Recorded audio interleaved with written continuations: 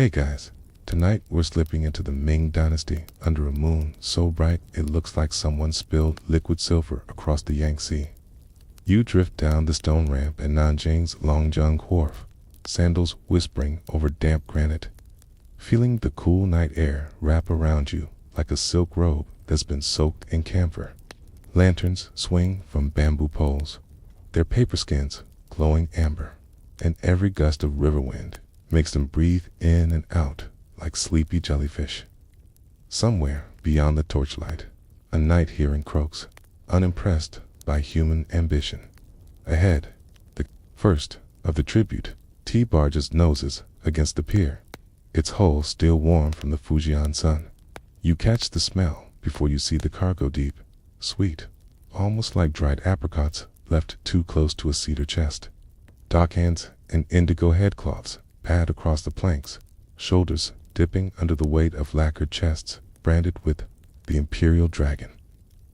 The wood creaks beneath you, a sound halfway between a lullaby and a warning.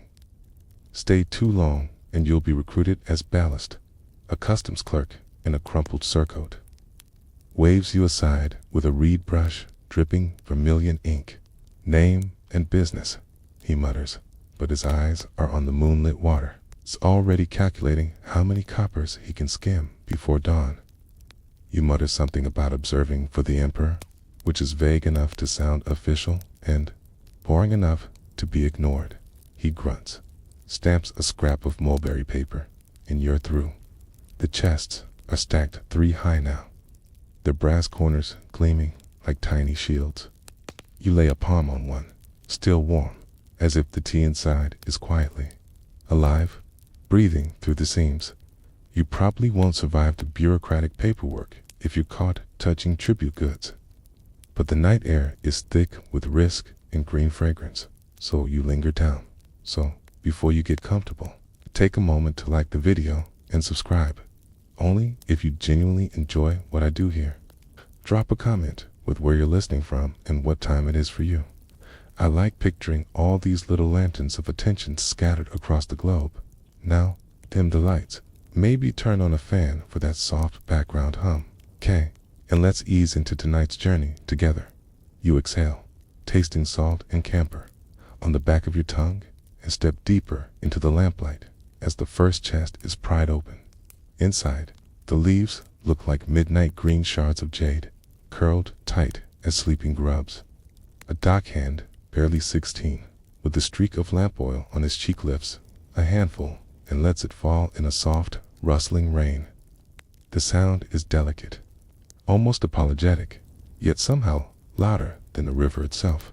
The foreman, barrel-chested man whose queue has started to fray, taps the boy's wrist, gentle. They're worth more than your mother's dowry. He winks at you as if daring. You two contradict the accounting. Historians still argue whether the Hongwu emperor valued tribute tea by weight, by aroma, or by the number of laborers it took to haul it across half the empire. But tonight, none of that matters. What matters is the scent curling up between the planks like incense. You drift along the row of chests, fingertips brushing brass fittings still warm from the south.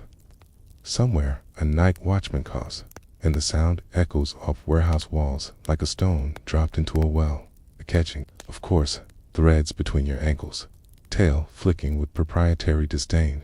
Key. You wonder if cats in the Ming Dynasty charged rent. Probably, and in fish. A low chant rises from the far end of the pier, the stevedores counting in unison. Yi, san. Their voices roll like distant thunder, steady enough to rock the newborn moon. Each syllable lands in your chest, slowing your heartbeat to match the rhythm as one passes you a chipped porcelain cup no handle. Cause handles are for people in a hurry and you sip river water faintly scented with tea dust. It tastes of iron and sweetgrass, and for a moment the whole empire feels balanced on your tongue. Asterisk. You follow the chests through the city's south gate while the sky lightens to the color of weak tea. Guards in lamella armor wave the tribute. Convoy passed, but their eyes stay on the bundles of leaves as if expecting them to sprout legs and sprint for the hills. Somewhere inside the walls, the Hongwu Emperor is already awake. He sleeps only 3 hours, a fact courtiers pass around like a darend. The edict that made these leaves taxable is barely 6 months old. You feel the parchment crackle in the air itself. Every brick of tea now belongs to the state first, the mountain second, and the farmer a distant third, at the Ministry of Revenue. A courtyard the size of a small village swallows the carts whole. Scribes perch on low stools, brushes flying across ledgers the width of ironing boards. Smells sharper than a tea, a bitter note that makes your sinuses ache. You sidestep a clerk kneeling to mix vermilion paste. He's humming a folk tune about fox spirits who steal tax receipts and peer over his shoulder. The columns list weight, grade, and imperial aroma quotient, a metric invented last spring by a eunuch who swears he can smell loyalty. No one argues. Hay also tastes for poison. A runner in a faded blue jacket skids to a halt beside you and bows, panting like a thirsty dog. He presses a bamboo tube into your hand. Aside, a slip of paper announces the new surcharge. 3 copper. Cash for every 10 caddies payable in advance. Non-refundable. Thank you, and try not to weep. Somewhere in Fujian, a farmer reads the same note and quietly faints into his rice paddy. You tuck the tube into your sleeve as if it might bite. Historians still argue, whether the emperor's monopoly was brilliant fiscal engineering or just an elaborate way to fund his jade habit. But right now, the courtyard feels like a casino, where the house always wins and the dice are made of dried leaves. A junior official demonstrates the new iron tally, 2 interlocking halves that click together with bureaucratic finality. Lose your half, he warns, and your shipment becomes state property by sundown. Around you, merchants clutch their purses. Like new fathers cradling infants, you drift toward a side corridor where cooler air pools under painted eaves. There, an elderly accountant counts beans on an abacus, the beads clicking so softly they sound like rain on silk. He glances up, eyes milky but sharp. Tea is lighter than silver, he whispers, but heavier than sorrow. Then he goes back to his beans, leaving you to wonder if that line will ever make it into a textbook. You step into the hall of dragon seals, just as the eunuchs roll out a bolt of imperiello silk the size of a fishing net. On it, a dragon coils around what looks like a grocery list for the gods. Weight, grade, root, and tucked in the corner like a doodle the new dragon tea certificate. The parchment itself is no bigger than your palm, dyed a shade of vermilion so vivid it seems embarrassed to exist. It smells of cinnabar and fresh glue, a combination that will later give half the court headaches historians politely call imperial migraines. A junior sealkeeper, barely pubescent, cheeks powdered pearl white presses a heated iron into the wax. The dragon stamp hisses, exhaling a thread of smoke that curls like incense. When he lifts the seal, the dragon's eye winks, or maybe that's the lamp flare. You lean closer. The certificate is pre-cut along a jagged line, the left half to stay in Nanjing, the right half to travel with the tea. Lose either piece, the boy murmurs, and the leaves legally vanish into thin air. Bureaucratic magic at its finest. Outside, in a courtyard flanked by plum trees, scribes queue to sign their names with brushes made from weasel whiskers, because apparently goats were too honest. One man drips sweat onto his parchment. The ink blooms into tiny black chrysanthemums. Ha! He curses under his breath, then notices you watching and straightens as if posture might fix the smudge. You offer the sympathetic half-smile of someone who once spilled coffee on a passport. Fringe fact drifts by. Rumor claims the emperor's pet civet sleeps on a pillow stuffed with rejected certificates. No one has confirmed it. The civet has excellent security clearance. Meanwhile, a debate flickers between 2 senior eunuchs about whether the jagged edge should be called dragon teeth or bamboo sprouts. Historians still argue whether the name influenced smugglers more than the law did. You tuck your own half certificate into an inner pocket next to the bamboo tube from yesterday. The paper crackles like dry leaves, or maybe like distant fire. Somewhere out in Fujian, another half is being inked. And when the two meet again, if they meet, someone's fortune will be made or unmade. For now, the hall smells of hot wax and cold ambition, and the dragon on the wall looks hungry. Asterisk, you swing into the saddle just after dawn, the mule's spine rolling beneath you like a slow-motion wave. The caravan stretches ahead, 62 mules, 12 drovers, and one monk who claims to have taken a vow of luggage. Each animal bears twin panniers of compressed tea bricks wrapped in oil paper that smells like wet cedar and distant smoke. Overhead, the tea horse road climbs into Yunnan's hills, a pale ribbon snaking through pine and rhododendron until it vanishes into cloud. Your mule sneezes, hay dust, and politics sand. The whole column shudders to a halt while the drover curses in dialect.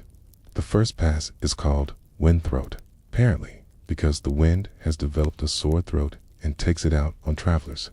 You lean forward as the trail narrows to a ledge wide enough for one hoof at a time. Far below, the Min River glints like a dropped scalpel. Somewhere, a horse, an actual war horse, not this obstinate mule whinnies upwind. You'll trade these bricks for mounts sturdy enough to carry Ming cavalry across the northern deserts. One brick equals roughly half a horse, depending on how much the horse complains. By midday, you reach a staging post hacked into the cliffside. It's a single tea house the size of a tool shed, its kettle singing over yak dung fire. The proprietor, a woman with cheekbones sharp enough to slice ginger, pours you butter tea thick as custard. She tells you, deadpan, that the bricks you're carrying once stopped a bandit arrow last spring. You pictured the scene: a mule spooked, a brigand's bow, and a brick of puer taking one for the empire. She shows you the scar, shallow, puckered, still aromatic. A drover named Little Guo wraps a flute from his sash and plays a tune so mournful even the mules lower their ears. Historians still argue whether these caravans spread music faster than tea. Either way, a Lhasa merchant will be humming the same melody in 2 weeks. Clouds roll in like unpaid bills, and the trail ahead turns into a watercolor wash of green and gray. You adjust your straw hat. Notice a single tea leaf stuck to the brim like a tiny green bookmark, and nudge your mule onward. The next ridge smells of pine sap and distant snow, and somewhere beyond it, horses wait to be born again as chargers. Asterisk, you clamber up the gangplank just as the tide slaps the hull like a sleepy cat. The Friederiff you can call a fat-bellied junk with patched sails. Anything so grand groans under crates of porcelain nested in rye straw, and more precious still, bundles of tribute tea wedged between them like green secrets. The captain, a Halkian woman whose queue is streaked premature gray from salt, greets you with a nod that says both welcome and stay out of the rigging. You duck under a swinging boom and find a perch on a coil of rope that smells of tar, and yesterday's fish. Canvas snaps overhead. The sail blooms and the ship slides away from Xiamen's stone quay. Its lanterns on shore shrink to orange pinpricks, then vanish into the dark mouth of the bay. The wind carries the scent of drying seaweed, frying garlic, and the faintest whisper of jasmine from someone's courtyard. Below deck, porcelain cups clink softly against one another, a porcelain lullaby for the seasick. You run a finger along the nearest tea chest. The wood is still warm from Fujian sun, and you can feel the bricks inside shifting like sleeping animals. Mid-morning. The South China Sea stretches cobalt and endless. A school of flying fish skitters across the bow, silver, scales flashing like scattered coins. The first Maida boy with a scar shaped like the Big Dipper across his forearm offers you a cup of weak green tea brewed from broken leaves swept off the warehouse floor. It tastes of iron and homesickness, he tells you, voice barely above the creak of timbers, that last year a single crate of tribute tea saved a ship. Pirates opened it, hailed the aroma, and decided to rob a salt junk instead. Historians still argue whether the story is true or just clever marketing for the next voyage. By dusk, the sky bruises purple and the first stars prick through. You lean against the rail as the ship rolls gently, counting porcelain silhouettes against the moon. Somewhere aft, sailors gamble with dice carved from coconut shell. The clatter sounds like distant hail. The captain hums an old lullaby about a girl who traded her tears for pearls. You close your eyes, feeling the deck sway beneath your feet like a cradle, and wonder how many cups of tea the ocean itself has swallowed over the centuries. Asterisk, you slip over the gunwale at twilight, boots kissing the slick stone of a canal so narrow the moon has to turn sideways. Lanterns bob ahead, red silk, not imperial yellow, swinging from the prows of flat-bottomed boats that glide like whispered rumors. Somewhere a flute plays 3 mournful notes, stops, then starts again. As if practicing discretion, you tug your conical hat lower. Tonight, you're nobody. It's another shadow buying passage with a cracked dragon tea certificate folded into a copper coin. The smuggler steering your skiff is barely older than the mildew on his oar. He calls himself Little Fish, though his voice is gravel and honey. Points out palace patrol boats by the creak of their timbers, apparently imperial carpenters favor oak that complains when wet, and steers between them like threading a needle drunk on rice wine. The canal smells of lotus root, lamp oil, and the faint metallic temps of nervous sweat. You pass under a bridge where someone has chalked a white dragon. It looks more like a surprised eel, but Little Fish taps his nose. Mark of the monks. Monks, he explains, who may or may not be monks, run half the black market because Buddha allegedly dislikes paperwork at a moonlit landing. Crates wrapped in oilskin change hands faster than card tricks. One opens just long enough for you to glimpse the leaves still warm as if they remember the mountain sun. A buyer in a robe stitched with tiny mirrors counts silver syces shaped like smiling shoes. Historians still argue whether these syces ever reached the imperial mint or simply melted into private coffers shaped like pagodas. You pocket a single brick, no bigger than a paperback, and wonder how many poems are compressed inside back on the water. A patrol lantern swings too close. Little Fish kills the light, and the world collapses into velvet dark. You hear your heartbeat in the soft gulp of oars, then the low chuckle of the boat itself as it slips between laws. When the lantern fades, the Monkbridge dragon seems to wink, chalk, catching stray starlight, and you realize the canal is just another kind of teacup, rimmed with danger, brimming with leaf. You step through the gate of heavenly purity, at the hour when the palace eunuchs change shifts, one procession, gliding out like ghosts, another, gliding in like better-dressed ghosts. The air inside is warm with sandalwood and the faint bitterness of boiling tea. Somewhere a kettle hisses like a gossip. Eunuchs in pale apricot robes ferry porcelain cups the size of eggshells along corridors lacquered the color of dried blood. You keep your gaze lowered because eye contact with the wrong sleeve can apparently ruin a career or a dynasty in the imperial kitchens. Really a labyrinth of tiled courtyards, each dedicated to a single flavoring elderly eunuch named Leo. The whisker, who has none, stands over a bronze cauldron frothing with tribute tea. The steam smells of chestnut and rain-soaked bamboo. Lou uses a bamboo whisk cut from the same grove that once shaded Confucius, or so he claims, while beating the liquor into a jade-green foam thick enough to sculpt. He lets you try. The froth coats your tongue like velvet dipped in spring water. A side table holds smaller kettles reserved for the emperor's personal brew. The leaves inside are so young they still remember sunrise on Wuyi Mountain. Liu confides that the sovereign insists on water fetched from the first thaw atop Mount Tai, carried in sealed jars lined with lotus leaves, because ordinary snowmelt is apparently for peasants and livestock.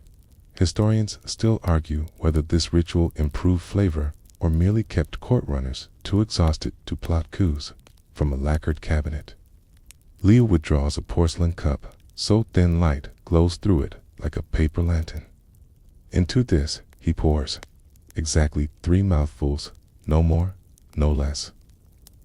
Anything larger might dilute the emperor's qi, and qi, Liu whispers, is already in short supply around the palace. You cradle the cup. Warmth seeps into your palms like a promise.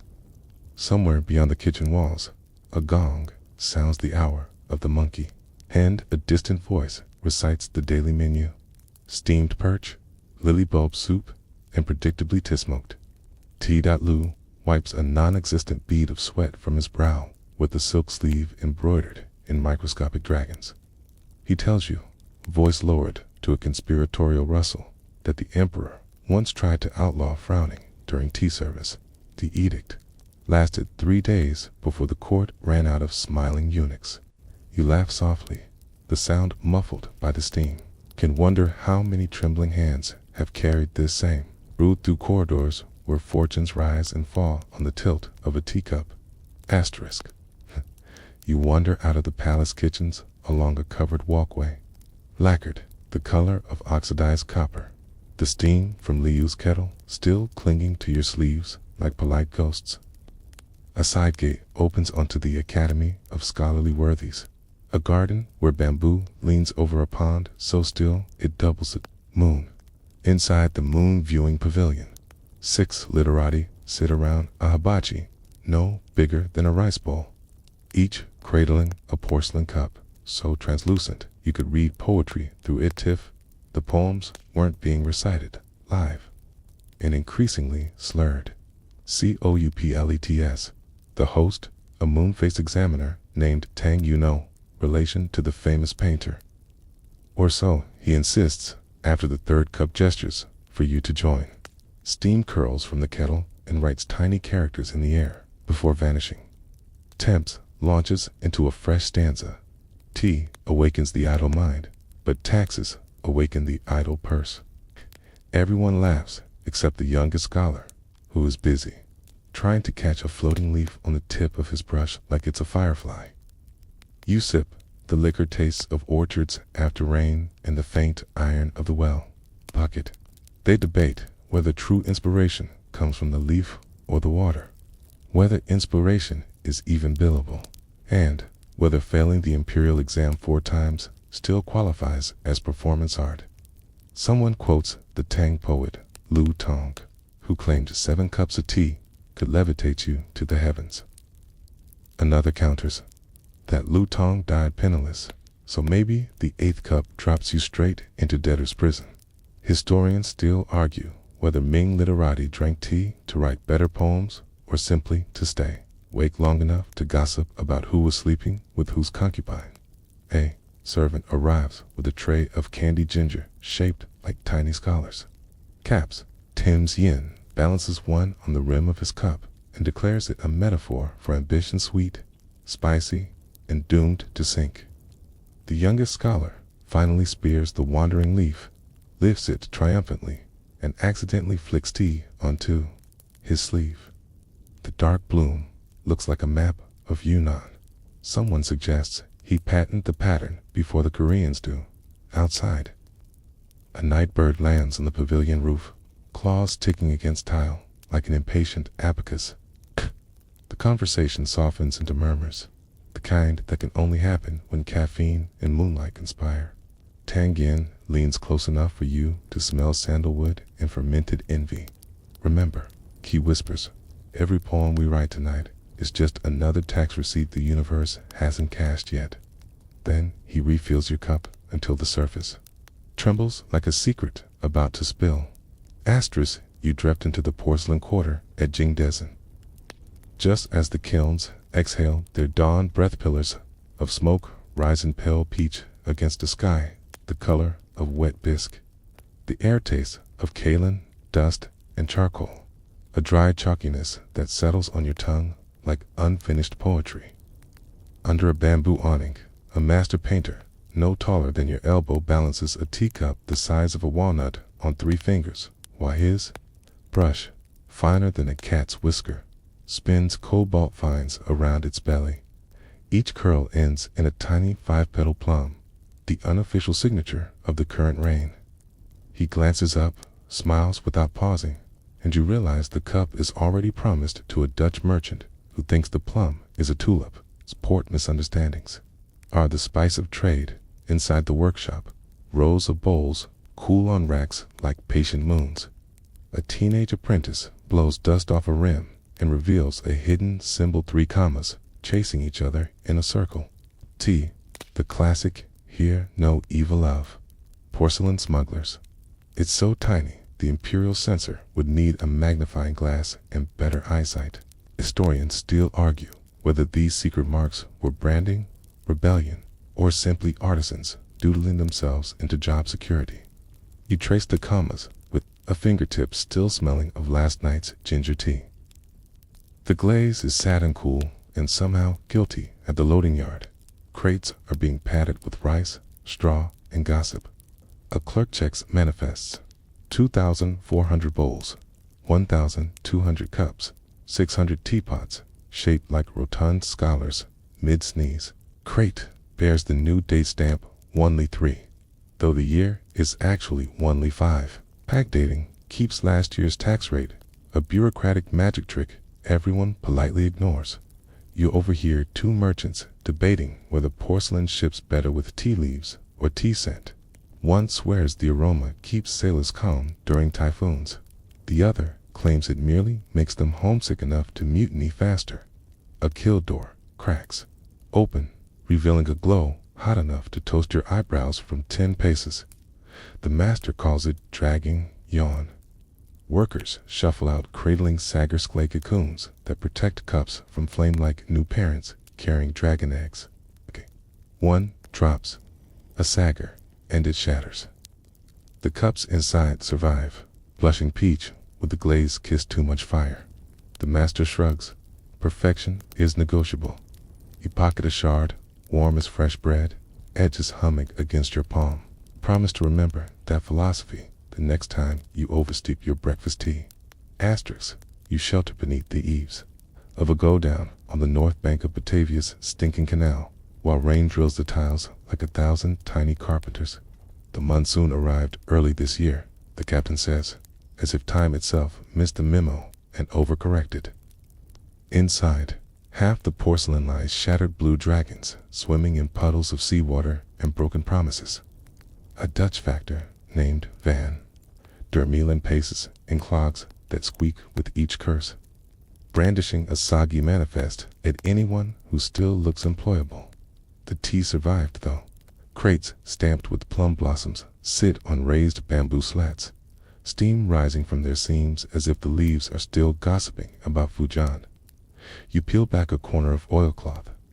The bricks exhale a scent of cedar and distant mountains, and, for a moment, the warehouse smells less like mildew and more like regret.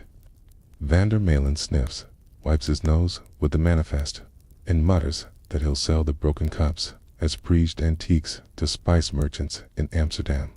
Apparently, Europeans pay extra for pottery that looks like it survived a bar fight. Outside, warrant howls through palm fronds the way it once howled through pine on the Tea-Horse Road. Hey, Chavanese dockhand hums a tune that sounds suspiciously like the mule driver's flute from 3 weeks ago. Trade routes are just very long mixtapes. Rain lashes sideways, rattling the tin roof like loose coins in a beggar's bowl. You watch a rat the size of a teapot paddle past a floating shard painted with a tiny cobalt comma. Even the porcelain is trying to escape.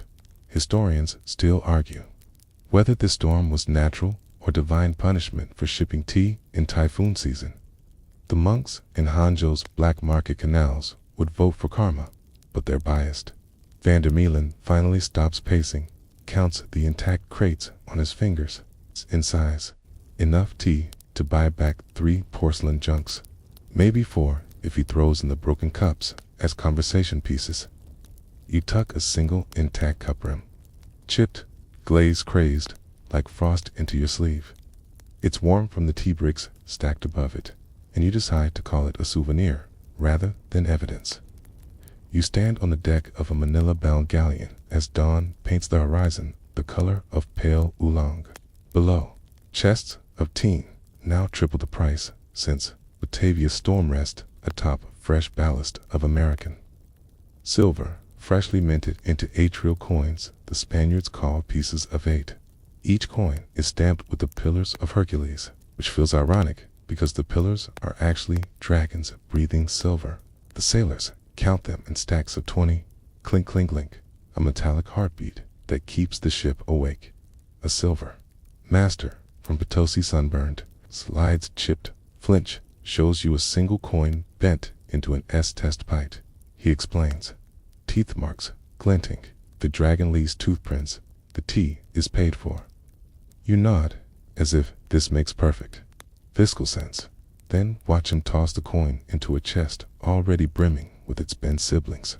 The combined aroma of tea and silver produces a faint metallic sweetness, like chewing on a copper kettle filled with jasmine. Medocian. The galleon rolls so gently, even the tea bricks seem to purr. You overhear the supercargo explaining to a novice that 1 chest of Ming tribute equals roughly 300 pesos, give or take a sailor's hangover.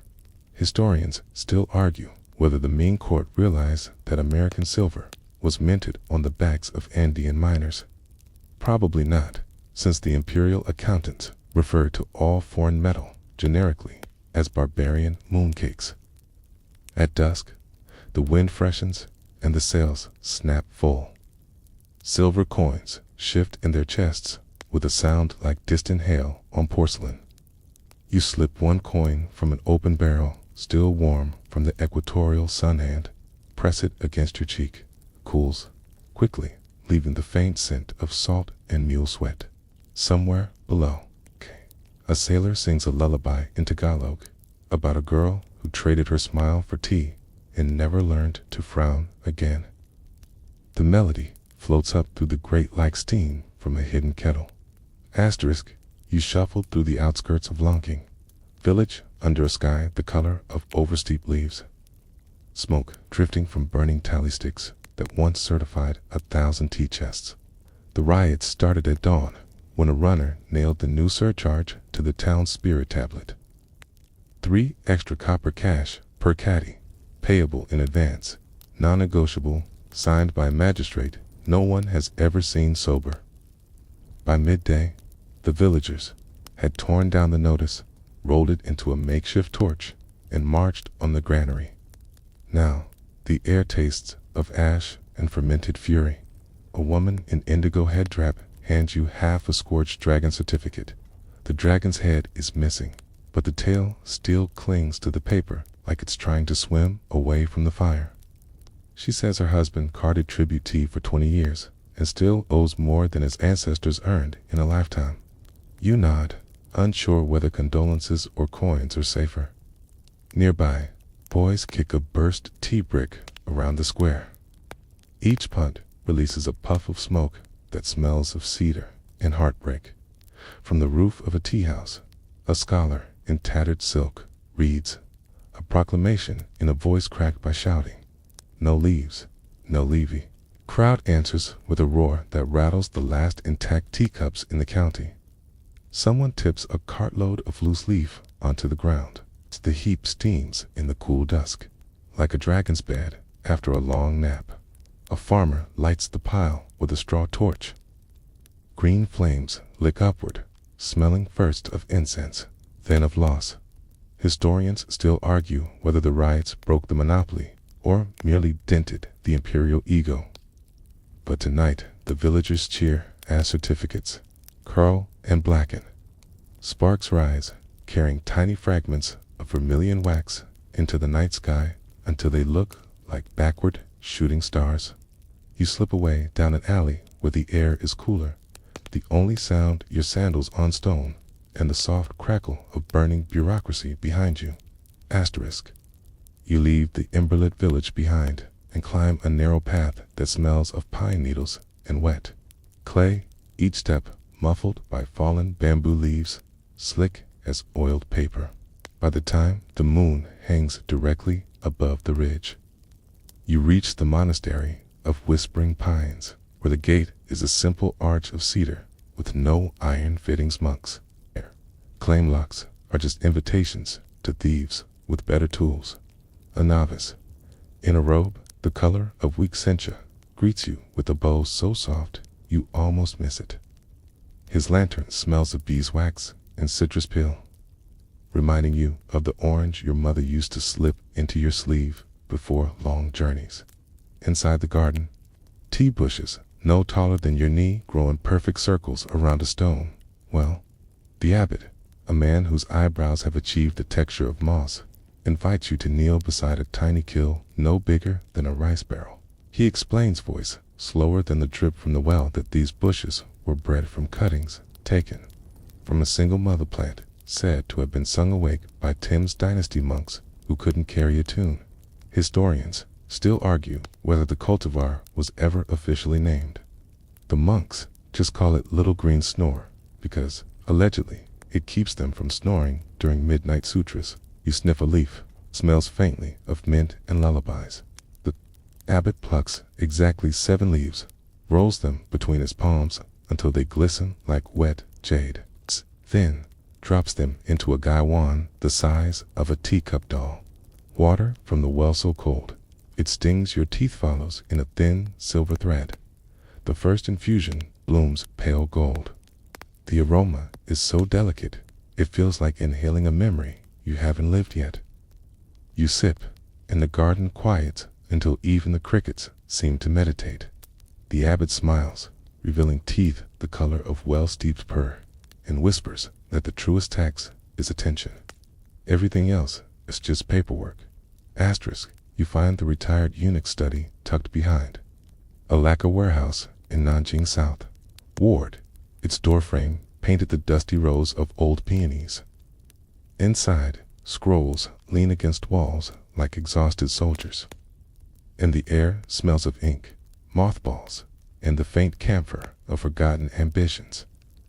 The eunuch, now answering only to old Luo, sits cross-legged on a kang heated by a single coal brazier. His queue is silver, his cheeks powdered with leftover rice flour. His ledger, spread across a low table like a wounded bird, contains columns of dates, weights, and improbable commodities. One chest of tribute tea, traded for a pair of Persian kittens, another swapped for a Portuguese compass that always points to the nearest tavern. He dips his brush in sepia ink, and invites you to help balance the final page. His fingers still steady despite 70 side years of palace intrigue. Flick through receipts, a bribe in silver saises shaped like tiny pagodas, sack of Sichuan pepper lost in a dice game, 3 pricks of tea once used as ballast in a concubine's sedan chair. Historians still argue whether old Luo's memoirs are a confession or a sales pitch. He claims they're bedtime stories for the porcelain cat asleep on the shelf. The cat orange, one-eyed, and missing half an ear pins its remaining eye when you unroll a scroll depicting a tea caravan ambushed by monkeys. Old Luo chuckles, the sound like dry leaves rubbed together, and admits he traded those monkeys a brick of compressed oolong just to see if they'd develop a palate. They did. Now they raid caravans selectively. He taps the ledger. Loss or investment depends on the auditor. You notice the last entry is tomorrow's date. Ink still wet, listing a single cup of tea for the traveler who helped close the books. Slides the cup across, the chipped Batavian survivor. Glaze crazed like winter ice.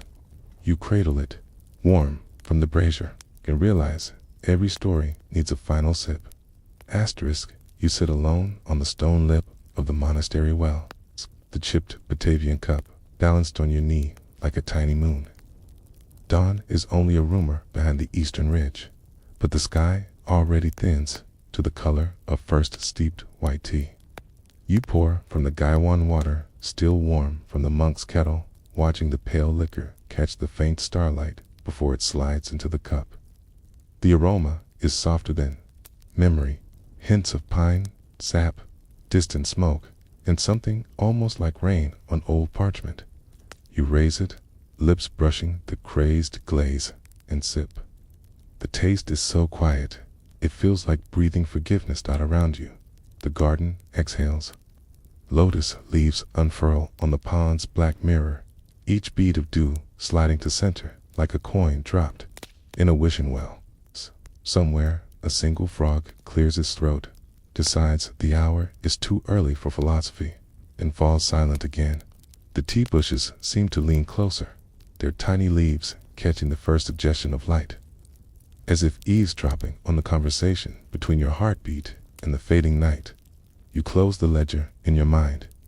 Somewhere downstream of history, silver flowed uphill, porcelain crossed oceans, monks bartered leaves for silence, and a one-eyed cat oversaw it all. None of it weighs anything now except the warmth in this cup. You tip the last drops onto the ground, a libation to every mule, monk, and moonlit smuggler who carried the leaf further than maps allowed. The earth drinks it without comment. Behind you, the monastery bell gives one soft note, a bronze syllable that trembles in the air like a dragonfly wing. You set the empty cup on the well's rim. It catches the first real ray of sunlight, glaze flashing once blue-white, like sea foam frozen mid-leap, then settles into stillness. Somewhere inside your ribs, the taste lingers, lighter than footsteps. On dew, you breathe out, slow as dusk, and the garden breathes with you. And now, the world grows softer. The bell's echo folds itself into the hush of pine needles, each exhale a little longer than the last. The lotus leaves have stopped their shy rustling. Even the frog has decided dreams are more interesting than dawn. Steam no longer rises from your cup. It has become part of the mist that drifts across the pond, carrying the faint memory of cedar and distant mountains. Your eyelids feel heavier than silk. Your thoughts loosen like untied ribbons. The garden is still there, but it is also somewhere inside you, a quiet courtyard where every leaf has found its resting place. Breathe in. The scent is only the last suggestion of tea and cool stone. Breathe out. The ledger closes of its own accord, numbers dissolving into night-blooming air. The moon, thin as a wafer, slips behind the ridge. Stars dim one by one, not from darkness, but from the gentle hush of your own slowing pulse. There is nothing left to count, nothing left to carry. Just the soft weight of your hands in your lap, the faint warmth of porcelain against your palm, and the quiet certainty that stories, like tea, are meant to be finished slowly, with reverence, and then let go. Let them go now, drifting farther than any caravan, farther than any ship, until they are only the hush behind your eyelids. Rest. Easy. You have traveled far enough for one night.